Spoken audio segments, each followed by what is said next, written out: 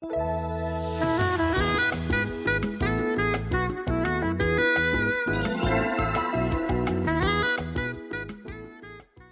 저희가 앞에서 채용 속보를 이렇게 묶어서 보내드렸는데 네. 아마 보시는 분들은 좀 특징을 아셨을 것 같아요. 맞아요. 특히나 이제 여성분들 그리고 주부들에게 필요한 채용 정보를 저희가 이 시간에 이렇게 중간에 좀 모여서 네. 전해드리려고 하거든요. 혹시나 궁금하셨던 분들, 필요하신 분들은 꼭 챙겨서 보시기 바랍니다. 네. 네. 이제 여성과 우리 주부들에게 유용한 생활 정보 네. 알려드리는 시간인데요. 포브스의 김지연 기자 자리하셨습니다. 안녕하세요. 네, 안녕하세요. 그리고 옆에는 경향신문 이민지연 기자까지. 안녕하세요. 네, 안녕하세요. 네.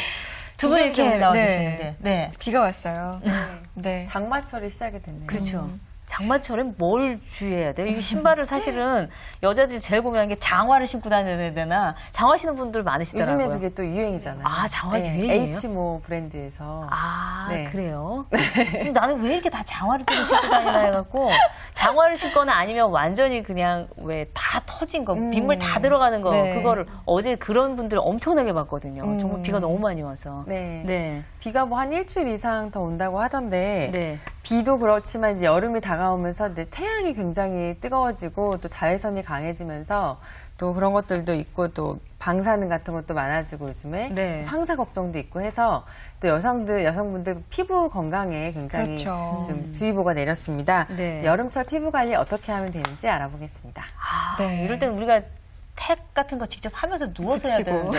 그렇게 해야 되는데. 좋네요. 안타깝네요. 준비를 좀 해오셨으면 좋았을 거예요. 사실 근데 피부 관리는요, 네. 1년 내내 중요하잖아요. 근데 그렇죠. 여름철에 특히나 더 강조하는 경향이 있는데 왜 그런 걸까요?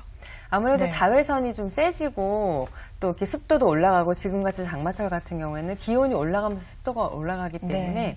지금 피부가 굉장히 예민해지고 또 균 같은 것들이 굉장히 이 피부 밖에서 이렇게 좀 그렇죠. 많이 서식을 하기 네. 때문에 또 상처도 많이 생길 수 있고 또 많이 굉장히 예민해질 수 있는 시기라고 합니다. 그래서 또 관리가 더 필요한 시기고요. 근데 네. 사실 이제 대부분의 여성들이 어떤 생각을 하냐면 봄, 가을엔 피부 관리 해야 돼 이런 생각을 해요. 왜냐면은 건조해갖고 뭔가 이렇게 뻑뻑한 느낌이 나니까 맞아요. 그때는 네. 하게 되는데 여름은 습도가 높으니까 사실 아무것도 안 발라도 얼굴이 번쩍번쩍 그죠, 하거든요. 그러니까 피부 관리를 안 해요. 근데 여름에 안 하면은 가을에 후회가 곱하기 100이라고 그러더라고요. 막심하죠. 그쵸? 네. 맞아요. 자외선 차단이 무엇보다도 중요할 것 같은데요. 그렇죠? 네. 요즘에 보면은 이제 지금은 또 장마철이지만 전에 좀 전만 해도 태양이 굉장히 강렬했잖아요. 네. 그 주변 다니시면은 선글라스나 양산 쓴 분들 많이 보이는데 그런 선글라스 양산이 패션 수단이기도 하지만 네. 1차적으로는 자외선 차단의 가장 중요한 목적입니다. 네. 그래서 자외선은 여드름이나 기미, 주근깨 같은 트러블을 일으키기가 쉽고요. 또 피부가 굉장히 건조하게 되기 때문에 잔주름을 유발하기가 쉽습니다. 그래서 자외선 차단제는 이런 여름철에는 꼭 발라주시는 게 좋고요. 네. 한 2시간이나 3시간 간격으로 꾸준하게 덧발라주시는 게 좋다고 합니다. 근데 저거 한 번 바르면 덧바르게 잘 안 되잖아요. 맞아요. 안 돼요. 네. 네. 그리고 이 선크림에 대해서 작년에 뭐 엄청나게 막 얘기가 좀 됐었어요. 이게 SPF 지수가 이게 뭐 아니다. 뭐 제대로 들어가 있는 게 있다 없다 얘기가 많았어요. 이 선크림 제품에 대해서는 어떻게 판단을 해야 되는 겁니까? 보통 이렇게 좀 일반적으로 직장인 다니는 직장인 분들이나 아니면은 가정생활 하시는 주부분들한테는 차단 지수 한 30에서 35, 40 정도의 SPF 그 35에서 네. 40 정도고 PA 뿔뿔이라고 해서 거기에 아. 꼭 들어가는 그런 차단 지수를 꼭 선택을 하시면 좋고요. 뿔뿔이 플러스입니다. 네. 그게 꼭 들어가야 된다고 네. 이번에 식약청에서도 발표를 했다고 합니다. 그런 선크림을 골라주시면 좋겠습니다. 그럼 그 지수가 높을수록 좋은 건가요? 또 뭐 40, 50 있으면은 난 50. 90 있더라고요. 그러니까요. 네. 너무 높다고 해서 좋다는 건 아니고요. 이제 그 40에서 50 그런 게 이제 얼마나 유지를 할 수 있느냐 그런 수치를 말을 해주거든요. 그렇기 때문에 이렇게 그냥 일반 생활하는 사람들 저같이 직장인들이나 아니면 주부분들 네. 이런 분들은 그냥 한 중간 정도의 수치를 골라가지고 사용을 해주시면 될 것 같습니다. 네. 네. 아마 보시는 분들 중에 아유 뭐 다 아는 얘기 아니야 이러실 수도 있고 그런데 네. 정말 앞서 말씀드렸던 것처럼 여름에는 세수를 안 해도 끈적이기 때문에 요때 거의 포기를 하시거든요. 맞아요. 덥기도 하고 이러니까 네. 피부에. 그래서 저희가 특별히 그래도 아무래도 주부들이나 여성들에게는 정말 필요하다 싶어서 다시 한번 이렇게 확인하고 정리하는 정도로 네. 얘기를 좀 해보고자 얘기를 좀 좀 드리고 네, 있습니다. 그리고 이 피부의 자외선은요, 이 당장은 모르지만 나중에 그래요. 정말 후회한다고 하더라고요. 맞아요. 노화가 네. 노화의 주범이라고 주범이라고. 네, 네. 하던데요. 그러면 이 선크림 어떤 걸 고르면 정말 좋을까 얘기까지 해봤는데 많이 바르면 좀 하얘지고 부담스럽잖아요. 네. 고민되시는 분들 좀 있을 것 같은데 일본 어떻게 인형 같이 하고 해야 되나요? 뭐 그런 백탁 현상이라고 하는데요. 네. 그런 것들이 없는 선크림도 요즘 많이 나왔으니까 그런 것을 사용하시면 될 것 같고 아무래도 여름에는 좀 이렇게 좀 많이 땀도 많이 나고 또 온도 높게 올라가기 때문에 좀 이렇게 화장을 되도록이면 안 하시거나 얇게 하시는 게 좋은데요. 그래도 꼭 화장을 해야겠다 싶으신 분들은 뭐 메이크업 베이스랑 뭐 이런 주름 개선 이런제랑 네. 이런 거 좀 같이 섞어져 있거나 아니면 비비크림 같은 거 요즘 잘 나오잖아요. 네, 네. 그렇게 좀 다기능 화장품을 활용을 하시면은 한꺼번에 좀 얇게 좀 활용을 해서 네. 좀 이렇게 좀 화장을 좀 얇아지게 그렇게 할 수 있다고 합니다. 그 사실 겨울에는 뭐 이것저것 바르는 것도 더워요. 바르다 맞아요. 땀나서 다 밀리고 그런 것도 있어요. 이윤정 기자는 피부 자외선을 막기 위한 노력 뭐 이런 게 있어요? 저는 사실 출장을 많이 다니기 때문에 네.